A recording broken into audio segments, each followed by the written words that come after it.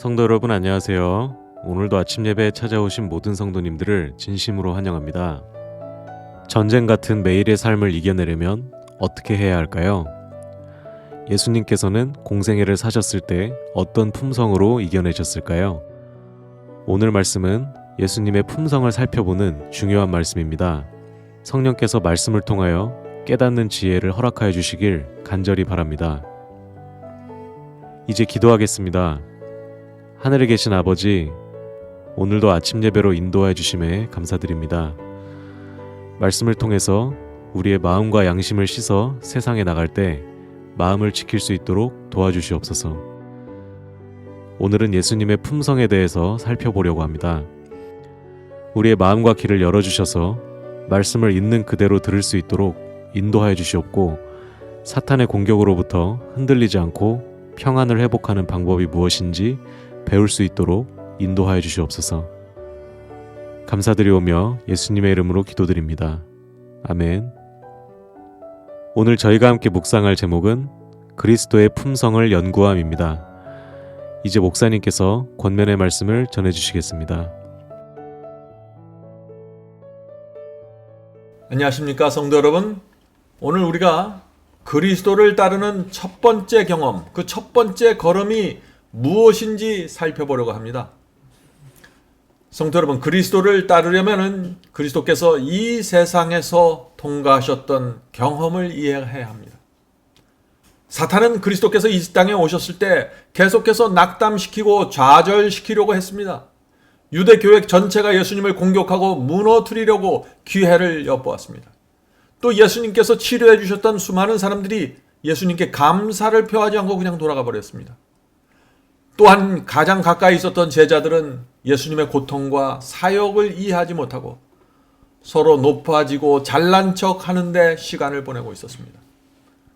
사탄은 이런 어두운 상황, 부정적인 상황을 이용해서 예수님의 마음을 낙담시키고 절망시키려고 했던 것입니다. 성도 여러분, 예수께서는 그분의 매일의 삶이 전쟁이셨습니다. 주님께서는 간절한 마음으로 성령을 간구해야만 했고 성령을 붙잡고 하루하루 살아가셔야만 했던 것입니다. 그래서 이 부정적인 먹구름이, 어두운 먹구름이 예수님의 영혼을 덮으려고 할 때 영혼의 평안을 유지하기 위해서 예수님은 기도할 수밖에 없었던 것입니다. 성도 여러분, 예수님도 우리처럼 살았던 것입니다. 그러므로 우리는 예수님처럼 날마다 이 어둡고 부정적인 분위기를 물리치면서 살 수밖에 없는 것입니다. 흉흉한 바다입니다, 그것이. 물론 우리는 예수님처럼 날마다 그렇게 치열한 시험을 받지는 않습니다. 그러나 우리도 주님처럼 날마다 우리의 마음을 낙담시키고 어둡게 만드는 시험과 유혹을 받게 됩니다. 자, 우리가 이 사탄의 공격을, 이 흉흉한 바다에서 어떻게 물리치고 승리할 수 있을까요? 오늘 우리는 이 질문에 대한 답을 살펴보려고 합니다. 오늘 본문 성경절 읽겠습니다. 시편 119편 6절이죠. 내가 주의 모든 계명에 주의할 때에는 부끄럽지 아니하리이다. 시험과 유혹이 올 때 성령께서 음성을 주시고 호소하시고 우리를 이끄실 때 우리는 따라가야 하는 것입니다. 성령의 역사에 순복해야 합니다. 그래야만 낙담과 좌절의 먹구름에서 벗어날 수 있는 것입니다.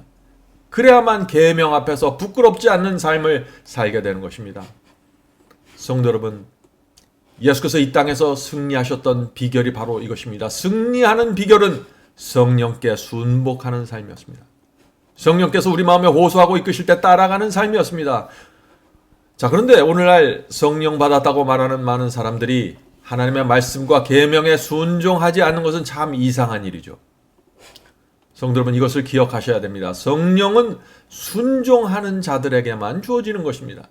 사도행전 5장 32절에 그 말씀이 있죠. 사도행전 5장 31절. 우리는 이 일의 증인이요 하나님이 자기에게 순종하는 사람들에게 주신 성령도 그러하니라 하더라. 성도 여러분, 성령을 받아야 순종할 수 있고 순종해야만 성령께서 계속해서 우리를 인도할 수 있는 것입니다.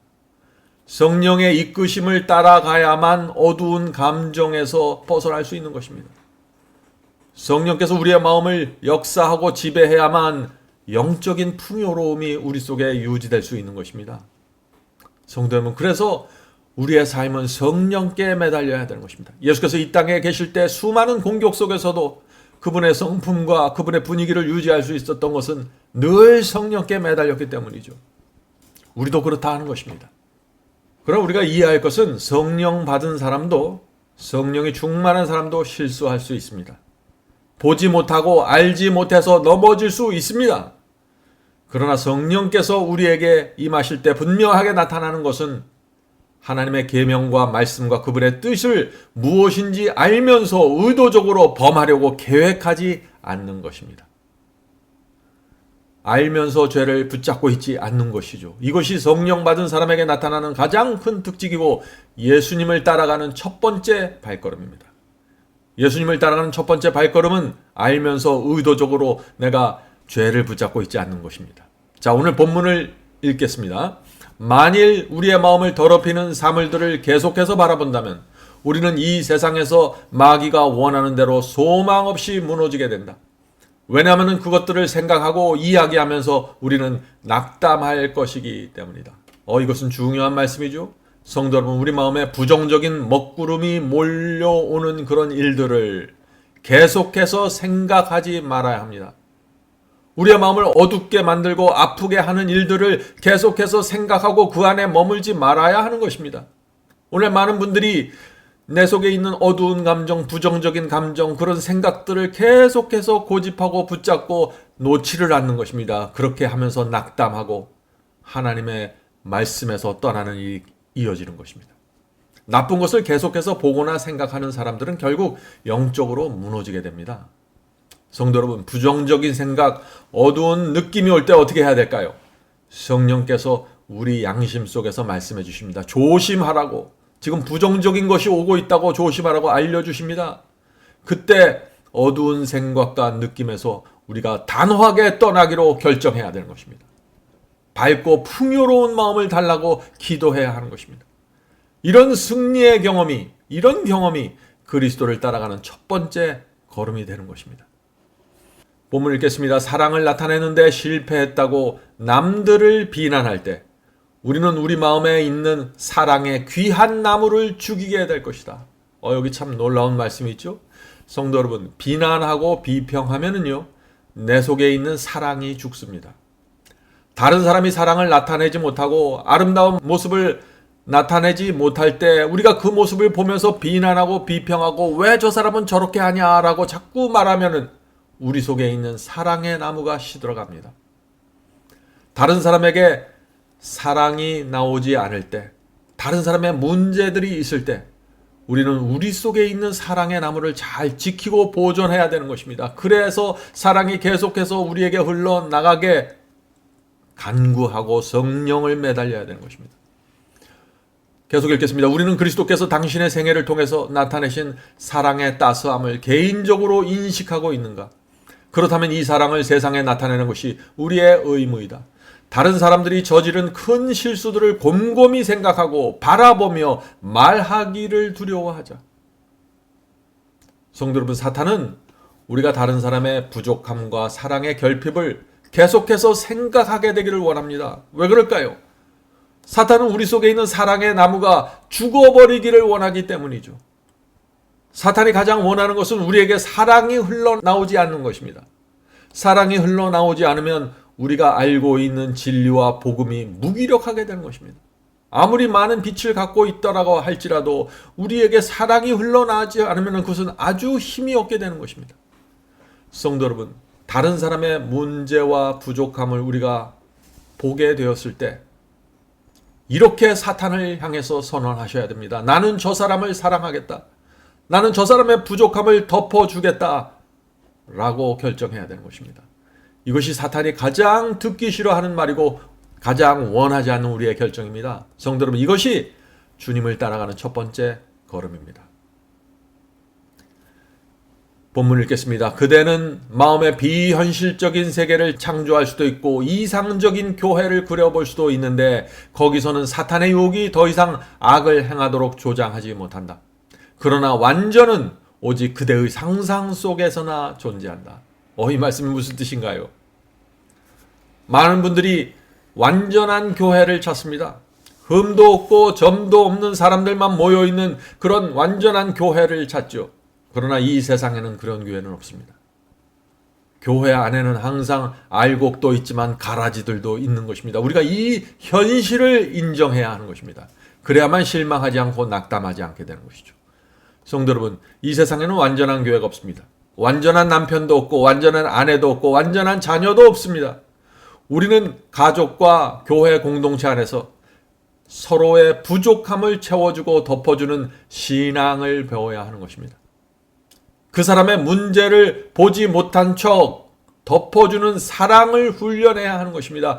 이것이 주님을 따라가는 첫 번째 걸음입니다. 계속 읽겠습니다.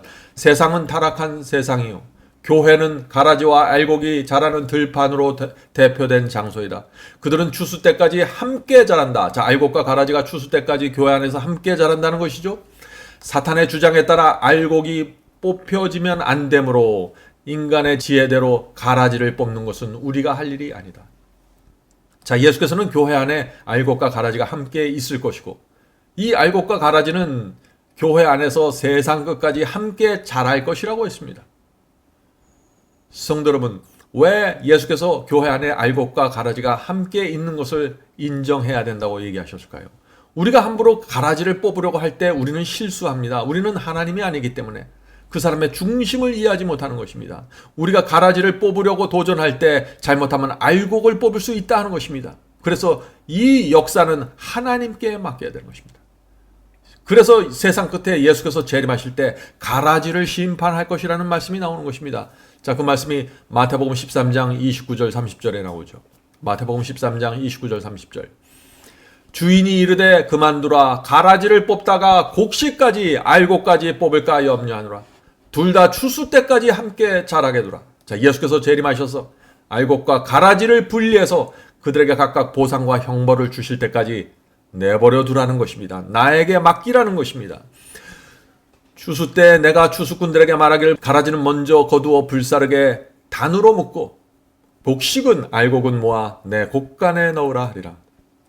성도 여러분, 예수께서 왜 교회 안에 있는 알곡과 가라지를 재림 때까지 그대로 두라고 하셨을까요? 왜냐하면 인간이 섣불리 가라지를 골라서 뽑으려고 할 때 실수하기 때문이죠. 성도 여러분, 하나님께서는 우리 모두에게 인생이라는 은혜의 기간을 주셨습니다. 우리는 이 인생이라는 기간 동안에 알곡으로 자랄 수 있는 기회를 얻고 태어나는 것입니다. 우리는 기회를 얻고 은혜를 갖고 태어나는 존재들입니다. 그런데 우리가 먼저 나서서 저 사람은 이기적이고 저 사람은 자기밖에 모르는 가라지임으로 뽑아버리자고 결정하면 어떻게 될까요? 그것은 주께서 그 영혼에게 주신 은혜의 시간을 무시하는 것입니다. 성령께서 역사하실 기회를 우리가 빼앗아 버리는 것입니다. 성도 여러분, 조심하세요. 알곡과 가라지는 성품의 문제입니다. 이기적이고 교만하고 남을 도와주지 않고 다른 사람을 뒤에서 흉보는 것, 가라지의 특징입니다. 교회는 그럼에도 불구하고 그런 가라지들에게 여전히 은혜의 기간을 주어야 하는 것입니다. 기회를 주어야 하는 것입니다. 왜 그럴까요? 왜냐하면 한 번 가라지라고 해서 영원히 가라지인 것은 아니기 때문이죠. 그 영혼이 성령께 굴복하고 주의 말씀에 순종하면은 자신의 생애를 주님께 드리면은 알곡으로 변화될 수 있는 것입니다. 그래서 우리는 기다려줘야 되는 것입니다. 성도 여러분, 이 알곡과 가라지의 문제는 성품의 문제입니다. 교회는 그런 성품이 부족한 교인들을 인내하고 참아 주어야 하는 것입니다. 우리가 필요하다면 교회에서 존경받는 어떤 어른이 나서서 그 부족한 사람들을 타이르고 알려주어야 하는 일들은 필요하겠죠. 그러나 그들을 제거하려고 하면 안 되는 것입니다. 자, 그러나 알곡과 가라지의 문제가 아닌 것이 있습니다. 그것은 무엇이냐면 교리의 문제입니다. 어떤 사람이 잘못된 복음을 끝까지 고집하고 잘못된 교리를 끝까지 고집하면서 교회 안에서 마치 거짓 선지자처럼 사람들에게 악한 영향을 줄 때, 그것은 가라지와 성품의 문제가 아닙니다. 교회는 그런 사람에게 교훈을 주고 진리를 정확하게 제시해야 되며, 그 사람이 끝까지 거절할 때는 교회에서 정식으로 그 문제를 다루고 그 사람에 대한 문제를 해결해야 되는 것입니다. 결정해야 되는 것이죠. 자, 본문 읽겠습니다. 누구도 그리스도인이라고 공언하는 자들의 불완전함을 애써 평가하는 일에 짧은 인생의 황금 같은 시간을 낭비할 필요가 없다. 우리 중 한 사람도 이와 같은 일을 할 시간이 없다. 자, 성도 여러분, 다른 사람의 성품의 불완전함을 평가하고 판단하지 말아야 됩니다. 다른 사람의 성품을 평가하고 비난하는 것은 시간 낭비라고 지금 얘기하고 있습니다. 우리가 이것을 인정해야 됩니다. 그 영혼을 변화시킬 수 있는 분은 오직 하나님과 성령이십니다. 성도 여러분, 우리 아내와 남편도 내 맘대로 변화시키지 못합니다. 우리 자식도 내 맘대로 변화시키질 못해요. 그런데 어떻게 우리가 다른 사람을 변화시키려고 자꾸 지적할 수 있겠습니까?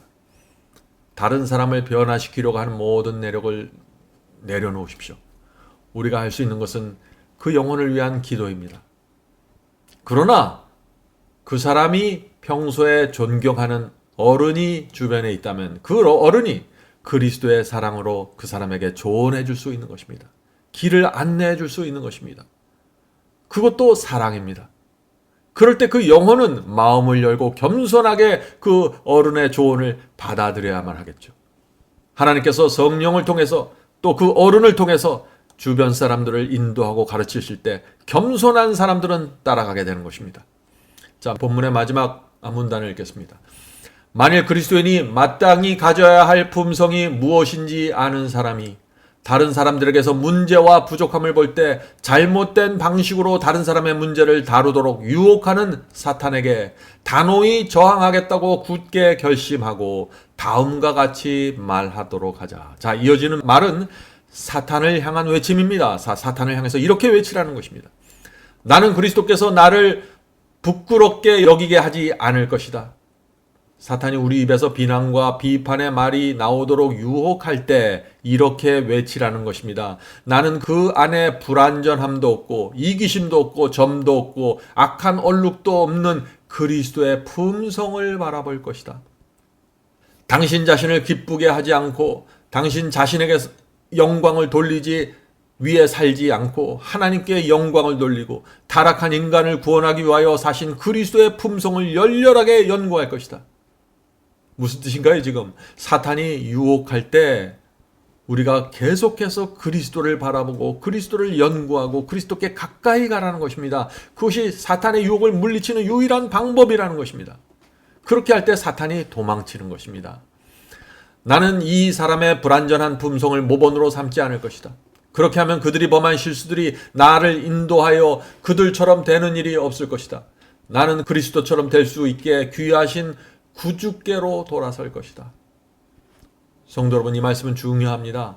사탄이 우리 마음을 힘들게 하고 시험과 유혹으로 우리를 괴롭힐 때 그 시험과 유혹 자체를 바라보지 말고 나를 괴롭힌 사람 그 사람 자체를 바라보지 말고 그 사람의 부족함을 바라보지 말고 그리스도께로 돌아서서 그리스도께로 가라는 것입니다. 어두운 느낌과 감정이 밀려올 때 우리는 그리스도께 가야 하는 것입니다. 시험과 유혹이 오는 것을 보면서 가만히 앉아 있으면 안 됩니다. 사탄에게 붙잡힙니다. 그리스도께 가야 합니다. 성도 여러분, 오늘 혹시 사탄이 우리를 시험하고 유혹할 수 있습니다. 그때 우리는 사탄을 향해서 나는 어둠과 상관하지 않겠다라고 선언하면서 그리스도를 바라보십시오. 그분의 은혜와 사랑과 그분의 모본을 보십시오. 그분께서 지금 이 상황에 있었다면 어떻게 하실까를 생각해 보세요. 그것이 그리스도를 따라가는 첫 번째 발걸음입니다. 자, 이제 기도하겠습니다. 하늘에 계신 저희들의 아버지, 오늘 우리가 그리스도를 따라가는 첫 번째 발걸음이 무엇인지 살펴봤습니다. 시험과 유혹이 올 때, 어두운 느낌과 분위기가 우리를 덮칠 때, 먹구름이 몰려올 때 우리가 비난하고 비평하고 어둠 속으로 빨려 들어가지 않게 저희를 지켜주시옵소서. 저희가 돌아서서 그리스도를 향해 갈 수 있도록 성령께서 저희를 인도해 주시옵소서. 저희의 양심 속에 말씀하시고 내 부족함과 내 결핍된 것들이 드러날 때마다 겸손하게 내 자신을 내려놓고 주여 이것을 고치기 원합니다. 도와주시옵소서라고 기도할 수 있게 도와주시옵소서. 하늘에 계신 아버지, 우리의 이 흉흉한 인생이라는 바다를 지나갈 때 성령께서 저희의 부족함과 저희의 부족한 면들을 나타내 보여주실 때 저희가 겸손하게 인정하고 내려놓을 수 있도록 도와주시옵소서. 저희는 이 세상에 짧은 시간을 살 때 하나님께 영광 돌리고 하나님만을 위해서 살기 원합니다. 주여 저희의 발걸음을 인도해 주시고 저희가 부족할지라도 저희를 포기하지 마시고 끝까지 인도해 주시옵소서. 예수님의 이름으로 간절하게 기도드립니다. 아멘.